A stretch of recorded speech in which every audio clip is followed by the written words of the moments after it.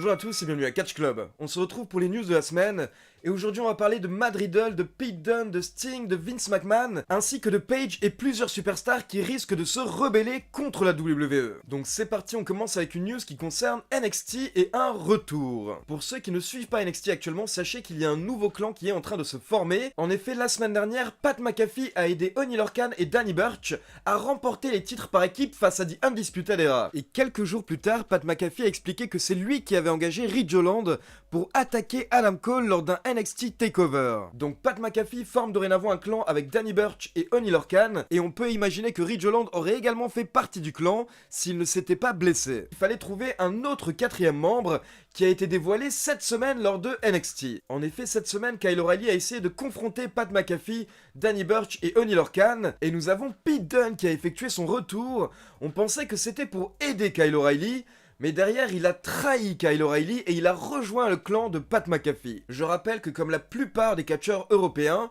Pete Dunne était bloqué en Europe, en Angleterre même plus précisément, ces derniers mois, tout simplement car les voyages entre les États-Unis et l'Europe n'étaient plus possibles, ou alors ils étaient très limités. Mais maintenant que Pete Dunne est de retour, on peut imaginer que d'autres catcheurs qui étaient bloqués en Europe vont bientôt réapparaître à NXT. On continue avec une news qui concerne Matt Riddle. Matt Riddle qui était tellement défoncé qu'il a perdu son prénom. En effet, il faut savoir que Matt Riddle s'appelle dorénavant simplement Riddle, et c'est un choix de Vince McMahon. Mais bien entendu, ça n'a rien à voir avec la weed. Enfin, à moins que Vince se fasse plaisir de temps en temps, on sait jamais. Mais en réalité, il y aurait deux raisons derrière ce changement de nom. D'abord, il faut savoir que Vince a été très impressionné par le match entre Riddle et Sheamus lors du dernier épisode de Raw, et apparemment, suite à ce match, il a décidé que Matt Riddle sera pushé de manière un peu plus sérieuse, et que pour cette raison, ce serait bien de lui enlever son prénom. Et la seconde raison serait Google, car actuellement, il faut savoir que Matt Riddle est accusé d'agression sexuelle, donc quand vous tapez son nom dans Google, il y a plusieurs articles par rapport à cette affaire qui ressortent, et apparemment, Vince McMahon ne souhaite pas que les fans tombent sur ces articles, donc ce serait également pour cette raison qu'il a changé le nom de Matt Riddle à Riddle. On continue maintenant avec une news qui concerne une légende, il s'agit de Sting. Il faut savoir que cette semaine, la WWE a retiré tous les produits qui concernaient Sting du WWE Shop. À la base, on ne savait pas trop ce qui se passait entre Sting et la WWE, mais d'après le journaliste américain Dave Meltzer, Sting n'est plus sous contrat avec la fédération. Il avait un contrat de légende qui a pris fin il y a quelques mois, ce qui fait que la WWE n'est plus dans l'obligation de vendre des produits de Sting. Donc actuellement, Sting serait à nouveau agent libre. Je rappelle bien entendu qu'il est à la retraite, mais par contre, d'après plusieurs médias américains, la AEW pourrait être intéressée par une apparition de Sting. Par contre, ne vous attendez pas à ce que ça arrive tout de suite, car d'après les journalistes, si la AEW décide d'utiliser Sting, ce sera forcément quand le public sera de retour. On passe maintenant à quelques news qui ont été dévoilées cette semaine lors de la réunion trimestrielle de la WWE concernant les résultats financiers. D'abord, il faut savoir que des officiels de la fédération ont confirmé que la WWE va continuer de présenter ses shows Raw, SmackDown et les pay-per-view en direct du Thunderdome ou dans une arène similaire jusqu'à au moins 2021. Donc la WWE va rester en mode Thunderdome avec le public virtuel au moins jusqu'à début 2021. Par contre, ce n'est pas sûr qu'il reste en Floride. En effet, le contrat qui les lie au Amway Center va prendre fin novembre, et derrière, il risque de déménager dans une autre salle similaire. Ensuite, lors de cette réunion, la WWE a dévoilé que nous aurons droit à un documentaire sur la vie de Vince McMahon qui sortira sur Netflix. Pour le moment, la fédération n'a pas donné énormément d'informations. Nous savons juste que c'est un documentaire qui fait partie du partenariat entre les studios WWE et Netflix.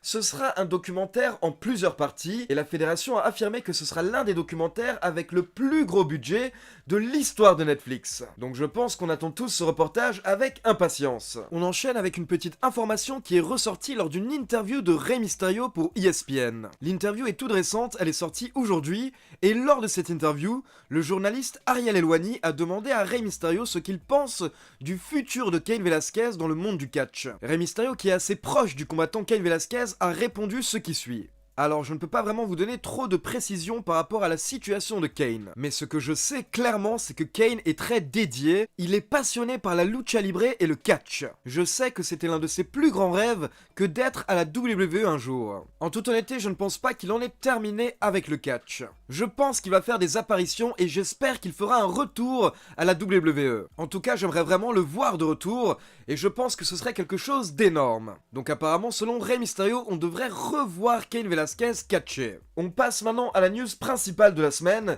qui concerne la WWE et Twitch. En effet, si vous suivez les news, vous savez qu'il y a environ un mois, la WWE a demandé à toutes ses superstars d'arrêter leur partenariat extérieur à la fédération. Car la WWE juge que les superstars utilisent leur image et leur notoriété pour faire de l'argent, mais s'ils ont atteint ce niveau de notoriété, c'est grâce à la WWE. Donc la fédération a notamment demandé à toutes ces superstars de fermer leurs comptes Twitch et Cameo, et surtout derrière, la fédération souhaite que les superstars se remettent à twitcher, mais par contre, tout l'argent que les superstars recevaient grâce à Twitch ira directement à la WWE. Les superstars avaient un mois pour fermer ou suspendre leur compte, et donc c'est arrivé ces derniers jours. Ça a commencé avec des superstars comme Cesaro ou Mia Yim qui ont annulé tous leurs prochains streams. Puis nous avons AJ Styles qui est l'un des plus gros streamers et l'un des plus gros passionnés de jeux vidéo de la fédération qui a posté un message sur ses réseaux sociaux pour expliquer que pour le moment il suspend sa chaîne Twitch, mais il a précisé dans son message qu'il espère que ce n'est qu'un au revoir et pas un adieu. AJ Styles a expliqué que pour le moment ils n'ont pas assez de détails et d'informations de la part de la WWE, donc ils attendent un petit peu d'y voir plus clair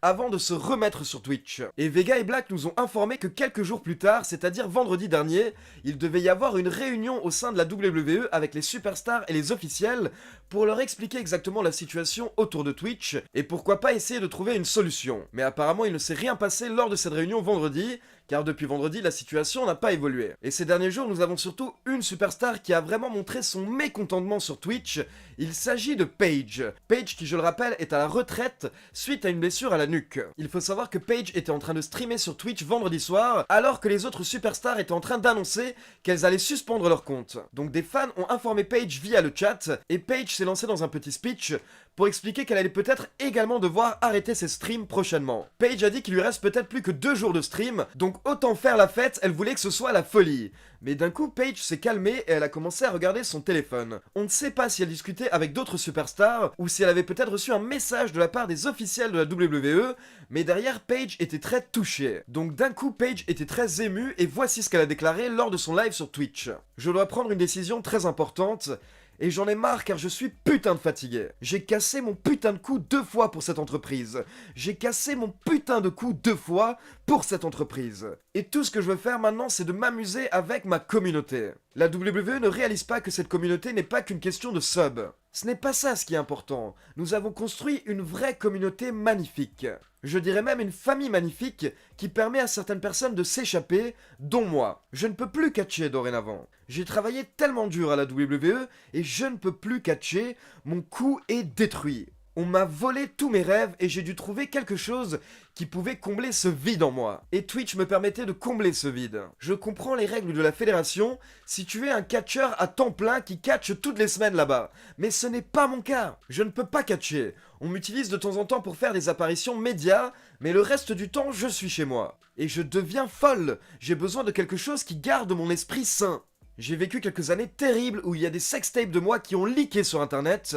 J'ai également été contrôlé positif plusieurs fois au test anti-drogue de la WWE, car à cette époque j'étais dans une putain de relation où je me faisais abuser. Les gens pensent que je devrais être reconnaissante parce que j'ai encore un putain de travail, c'est ça? Je le suis, mais ça ne veut pas dire que je devrais être traité comme de la merde. Paige était vraiment très émue, elle avait les larmes aux yeux, on sentait que ça la touchait, et surtout honnêtement on sent que Paige est quelqu'un qui est à fleur de peau, donc la WWE devrait tout faire pour essayer de la mettre dans les meilleures conditions possibles, car comme elle explique, je veux dire, on lui a volé tous ses rêves, elle vivait dans le monde du catch depuis qu'elle est toute petite, je rappelle que ses 2 parents sont catcheurs, et aujourd'hui elle ne peut même plus catcher. Et derrière, Paige est devenue même plus sérieuse en parlant de syndicats, quelque chose que la WWE déteste bien entendu, car la WWE ne souhaite surtout pas que les catcheurs se réunissent pour pouvoir négocier ensemble face à la fédération. Autant vous dire que le stream de Paige s'est terminé avec beaucoup de fuck et de fucking, c'était un speech où comme je vous l'ai dit elle était très énervée, mais elle a effectué un autre stream moins de 48 heures plus tard. Il faut savoir que Paige était beaucoup plus calme, et Paige a simplement expliqué